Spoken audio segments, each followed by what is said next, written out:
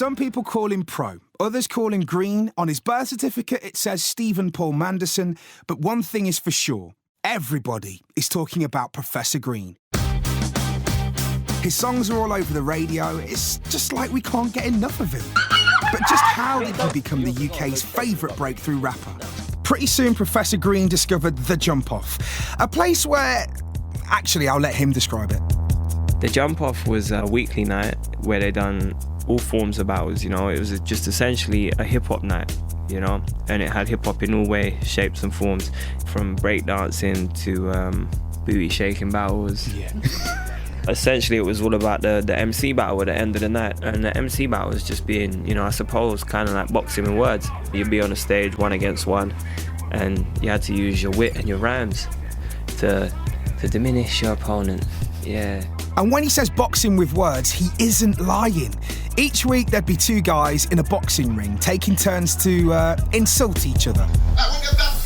Let's hear about it from the Jump Off guys. My name's Ara. I basically run Jump Off, started it in 2003 with my brother Harry. Yeah, my name's Steve, Rap 6, kind of like hip-hop personality. I'm also host of Jump Off. I believe legend has it that Professor Green was spotted by, I think it was Harry, and Harry went down with another kind of member of our team, and they saw Professor Green battle at Lyric Pad. I think Harry basically approached a few of the MCs, said you should come to our one. We had just started out as well, and when Professor Green came to our next event, he didn't want to do it.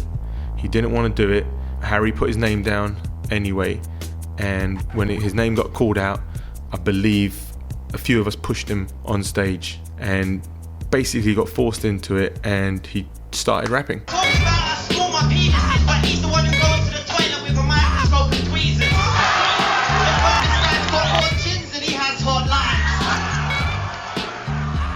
think what was great about Professor Green then was he was very new. He loved rap music and he loved the art.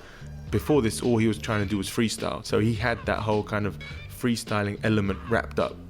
He was able to pick up that mic, be pushed into a scenario, yeah, absolutely stuck in a corner with a hostile crowd and told to insult this guy in front of him. I mean, look at the scenario, man. I mean, he's from East London already, so he's already that's a good look for him. But it's a skinny white dude come up on stage with a hat and tracksuit, right? Man is like, what the hell is this dude doing here? You get me? Like, what's going on? Weird, it's an inclusive environment, but the crowd is still the crowd. And this is hip hop, baby, so what's going on? And so the dude has to shine. Battle rapping relies on picking out physical attributes of your opponent in order to turn them into witty disses and put-downs. And there was always one person Pro Green was compared to. From the very first one, I remember he was getting called Eminem.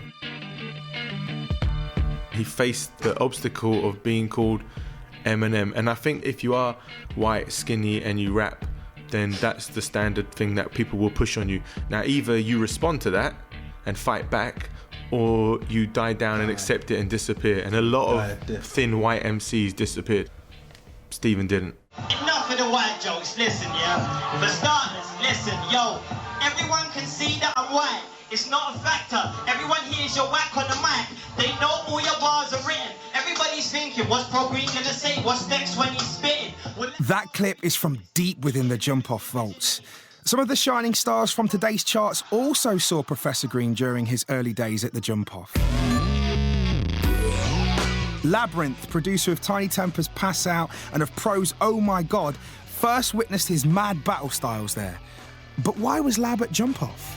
Well, I was kind of illegally in there. I was really young. And I ran up.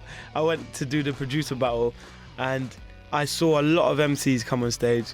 It was funny, it was cool. But when he came on, like, he was kind of dropping lines that you would have thought they were rehearsed. He was talking about the guy, like, and you could obviously see that he's never met these people before. So it was really cool seeing him just bring stuff from nowhere out of his head and just like totally like destroy another MC. I heard Professor Green battling before I met him. Here's Example, another of Pro's collaborators. I'm obviously a massive fan of rap, and I haven't ever pertained to be one of the best rappers, if you like, but he certainly is. And I've always been a huge fan. Like, I'm a huge fanboy of just people I really respect. He was one of the guys on the UK scene I just because I can't freestyle like him. I kind of looked up to him or admired him just to be able to do that. And that was before I'd even heard any of his songs, because sometimes you hear amazing freestyle rappers, but they can't deliver songs. You know, Eminem's probably one of the only people who's an amazing freestyler and delivered an amazing record collection, if you like. And Professor Green's up there too, certainly for the UK anyway. When I first saw the Jump Off, I was just loving his sense of humour. Producer of Jungle, True Tiger's Stanza. The punchlines were wicked, just how he was just off the top of the dome and killing people off. It's just entertaining to watch. I love seeing good clashes, and I don't think there's loads of good clash rappers in the UK, and he really stood out. Seems like they're all in agreement. Pro was the best battle rapper out there. Why don't we check out some of his best punchlines? He wrote every one of those words. He's not even a human. He's just an overgrown sperm. I'm hot and now I got the power. I recognize you. It's Mini-Me from Austin Powers.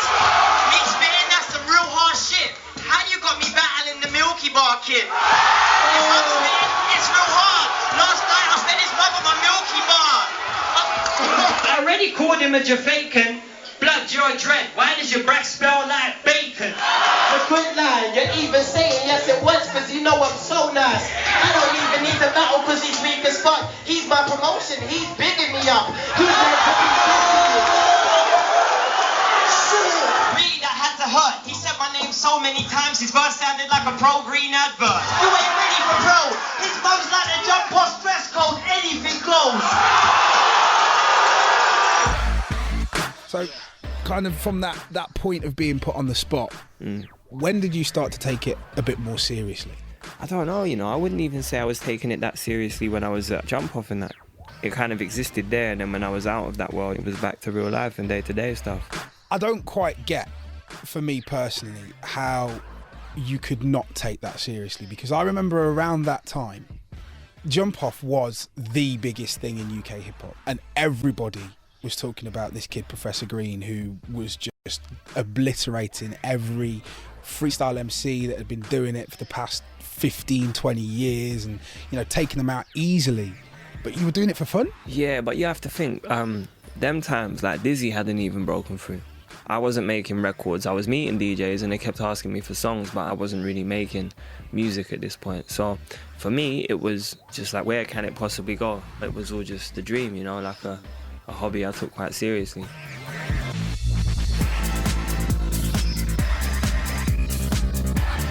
During his time at the Jump Off, Pro was the only guy to win 7 weeks in a row, absolutely ruining everyone who dared to step up to the mic. Not only is he the only MC ever to be crowned champion, but he achieved it twice, both times winning a trophy and £1,000 prize money.